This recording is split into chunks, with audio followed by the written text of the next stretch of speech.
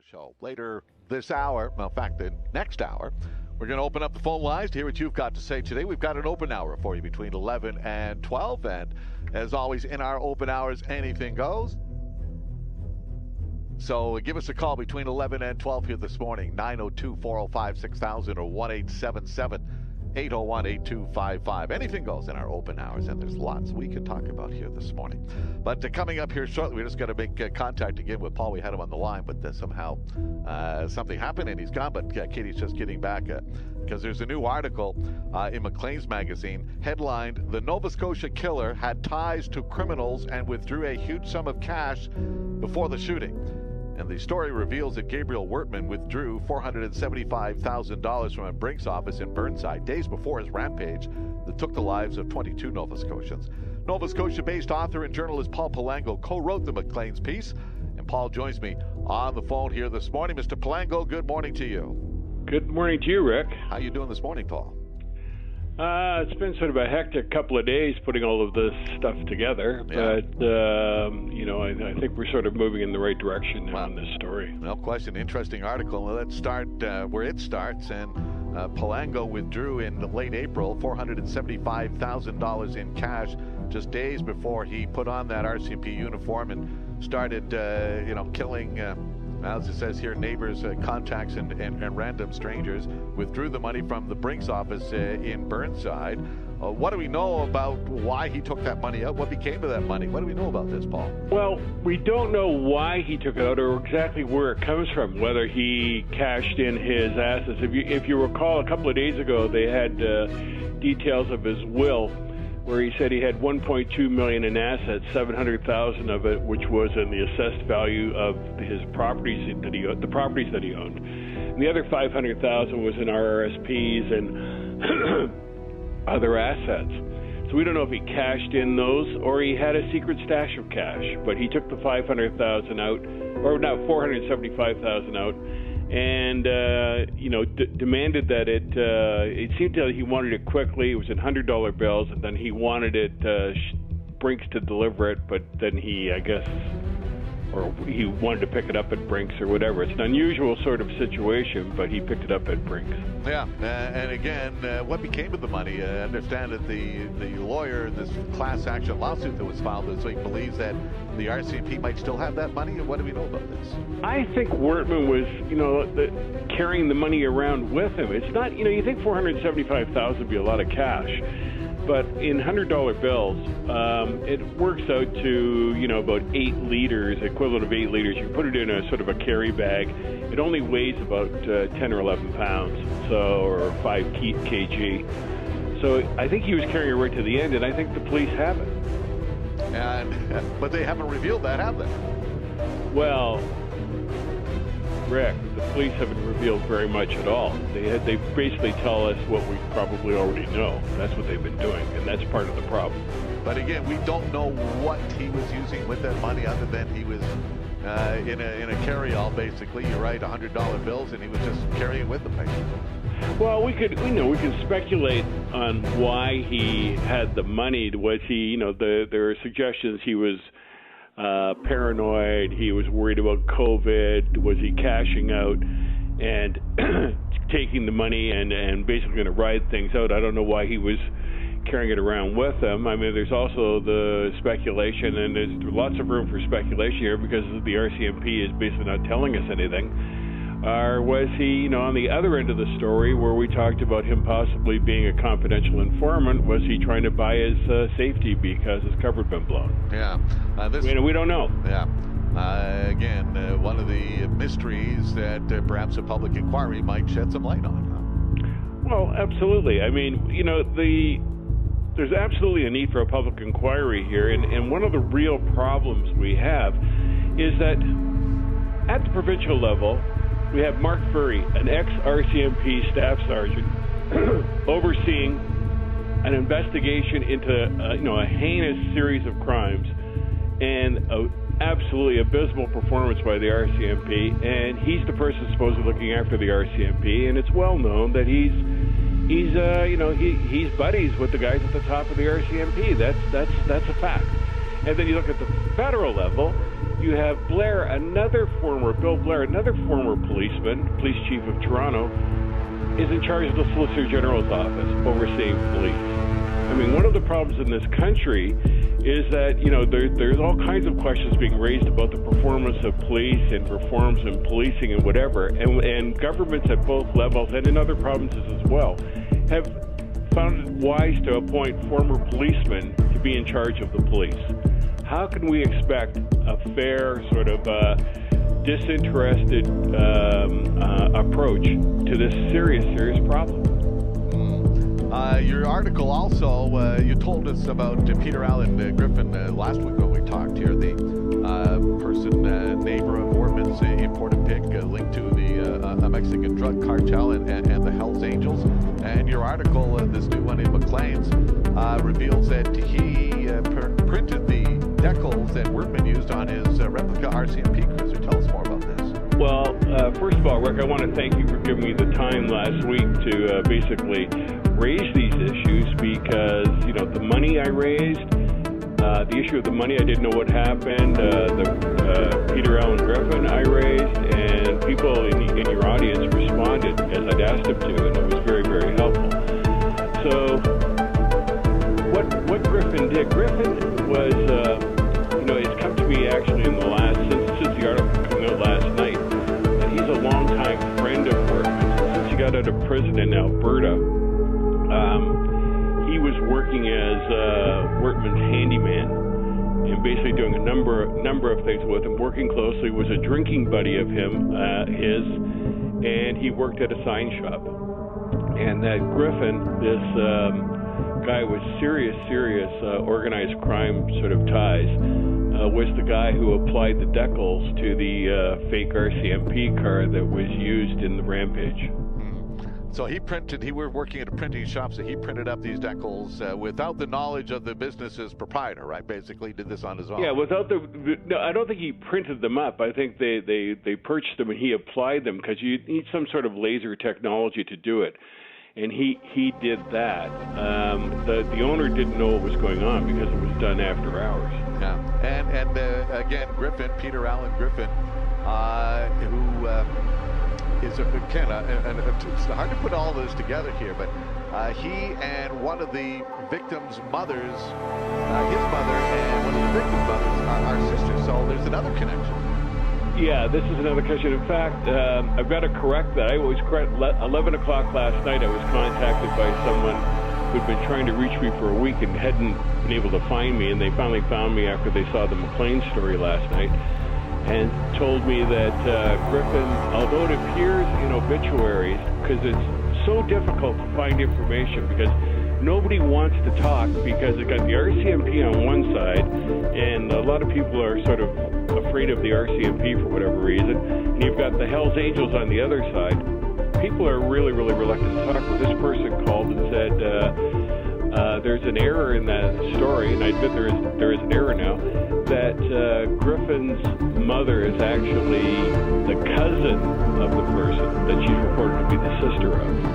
And so Sean McLeod, the jail guard in Spring Hill, is actually the second cousin of Griffin, although they were raised as cousins. Yeah, technically they're second cousins. I also heard that McLeod's partner, Alana Jenkins, who was also murdered by Wortman, was at one time Wortman's former girlfriend. I'm not familiar with that, because I haven't really spent that much time on Wortman, because as you know, like through the Halifax Examiner, I was exploring sort of the RCMP side of the story while everyone was chasing Wortman, and then I got to the point where the two stories converge, and so I've only recently come over to the Wortman side. Yeah, but he did spend several hours at their home after right? Killed McLeod and Jenkins, and we don't know what he was doing there yet, do we? No, he spent 3 hours there. We know he didn't have a cell phone. Was he calling people? Was he, nobody really knows. I mean, according to the obituaries, Alana Jenkins was died before McLeod. I don't know how they know this or what's going on. That's never been revealed. And it seems that McLeod was his target. Well, again, this just gets more and more questions that need answers here. One of the other things that the RCMP said in their last update was that Workman, in his replica RCMP car, did not pull over the two VON nurses in their separate vehicles, which led me to wonder at the time, then how did he kill them? But his class action lawsuit suggests that the family members dispute the RCMP account of that. What do you know about this situation? Other than what I've seen, from the poor performance of the RCMP in this, I mean, they've had a number of misstatements in their public messaging from the beginning, and they've been obviously hiding something, and this has led to all kinds of conjecture because of it's obvious there's something being hidden here. I mean, from the outset, one of the first comments I ever made was about the poor response and how a corporal who showed up at the scene essentially froze. I think this was the third Mountie to arrive at the scene, froze, and was supposed to be in charge. Well, I had a Mountie call me last night, and who was close to the scene, and said, in fact, the corporal not only froze, but got out of her car, turned off her flashlight, and hid in the woods.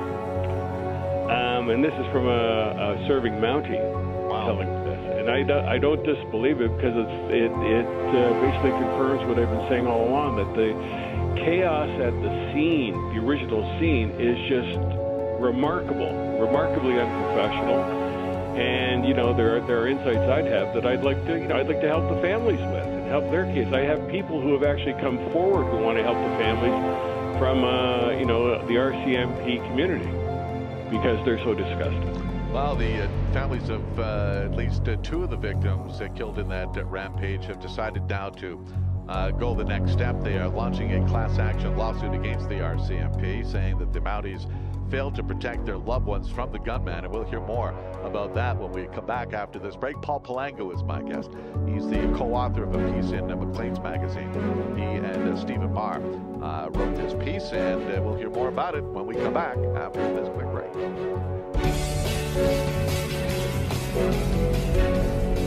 Coming up to 10:49, Paul Palango, my guest. He co-authored a new article in Maclean's magazine, headlined, "The Nova Scotia Killer Had Ties to Criminals and Withdrew a Huge Sum of Cash Before the Shooting."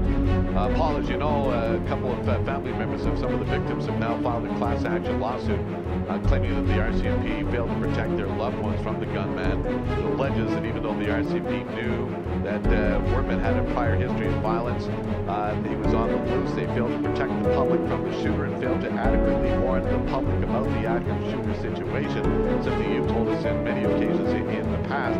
I want to ask you about one piece of information that came out of this class action. That is, at least one family had their car, the victim, returned to the family with shell casings and pieces of human still in it. How outrageous is that? How could that be, Paul? Why would this be allowed to happen? Well, the RCMP, and I've been saying this for years. I know there are people who call in and say I'm a nutcase. I've heard them. I'm not a nutcase. I actually know what I'm talking about. The RCMP, in its own reports, its own reporting, its own sort of the consultants it hires say this is a dysfunctional operation with a broken culture. That's words from their own reports, and outsiders who have studied it in the last couple of years come to much the same conclusion. They're just serious lapses in the ability of this force to perform in the public interest. And they seem to have lost sight of who they are and what they should be doing. I mean, nothing surprises me, unfortunately. I mean, when I did my first piece in Maclean's last month, I said the Nova Scotia shooting encapsulates all that is wrong with the RCMP. Well, little did I know all this other stuff was going to happen since then. That sort of it's breathtaking how dysfunctional the force is, and it's also equally breathtaking that you could have politicians like the Premier of Nova Scotia and the Justice Minister of Nova Scotia standing back saying, we're going to let the RCMP investigate itself. Yeah. I mean, this is just diabolically stupid. But how lack of compassion to turn a car back over to the family and say, you please. I mean, Well, that's right, absolutely. But this is the RCMP has basically lost touch with the communities. It's policing. I mean, it's just going through. It seems to be just going through the motions of performing its job, and it's sort of lost. It's like the old line about the what do they call it? The Irish setter, lost at the end of its leash. It doesn't know what it's doing. It doesn't know what it's supposed to be doing. And that's the crisis in policing we face right now, and then politicians have to wake up to that. Yeah. You've talked with a number of, as you point out, current and former police officers for this article, and some have suggested that they're suspicious about the motives, you write, behind the delay in calling an inquiry. Elaborate on that for me here. What is their suspicion? That's a key thing, that if you look at this as Wortman was just a crazy guy, which the RCMP keeps focusing on, saying it was a fluid and chaotic scene, and this crazy guy planned all this out. You don't have to tell me or the public that Gabriel Wortman was a crazy guy. I know that. But that he acted the way he did, okay, now we're 9 weeks down the road. What has happened? We haven't been told any useful information about this. The RCMP has not laid any charges against anyone in this, for the guns that were found, etc., the decals on the car. And my police sources say one of the reasons they've done this is because they don't want to create files that basically will be found out and explain what's going on. So you have to ask yourself, what's going on? And I keep coming back to, and other police people are now coming back to, the fact that Wortman was some sort of confidential informant for the RCMP involved in the biker world. He had Griffin at his side, who was a biker, notorious biker, who appears to have had Hells Angels sort of connections and approvals from both people I've talked to in the community and the police. But there are other biker-related things that all through this story that just don't make sense, and not the least of them being the whole timing of this thing sort of coincides with getting back in February, and the descent into craziness of Wortman coincides with a series of raids on the Hells Angels in Fairview, Spryfield, Halifax, and in New Brunswick. What's going on? There's something in there, and the last part of this is that in the previous conversation, remember I linked this to New Brunswick. I said, this is all being run out of New Brunswick. After putting that on your show, I had a number of people come forward and say, in the police community, saying this all relates to New Brunswick, RCMP, basically taking over all biker operations last fall. And there are a number of serious things happened during that period when everything was moved under the direction of New Brunswick. I mean, there's some Mounties have said we should be looking into, and the public, the media public should be looking into the tragic suicide of a staff sergeant named Bruce Reed on October 25th in New Brunswick. In New Brunswick, that he had the background to be involved in something like this, and the suggestion is something went horribly bad, and he couldn't take it anymore. We don't know, but I think that we're going to need some help here, like we did last week. Last week I appealed. I asked about the money. I asked about Griffin. People came back. Well, right now, you know who I'm going to ask for help from? Who? The Hells Angels. What do you want to hear from the Hells Angels? Well, it's a funny thing that I want to know if they had contact with Wortman. Let's put this thing to bed. And people will say, well, why would you contact the Hells Angels? It's funny that McLean's managing editor, Charlie Gillis, who I've written about in the past in another context, I was running this past him the other day, and he says when he was in Alberta, the Hells Angels actually had their own public relations guy to deal with media, on media questions. And this suggestion that's sort of like a wildfire growing under the RCMP, that there was a connection to the Hells Angels. Well, why don't they get a hold of me? We could sort of work it out, or get a hold of your favorite reporter, and we could work it out and find out, was there a connection? And let's explore this. It's not going to hurt the Hells Angels.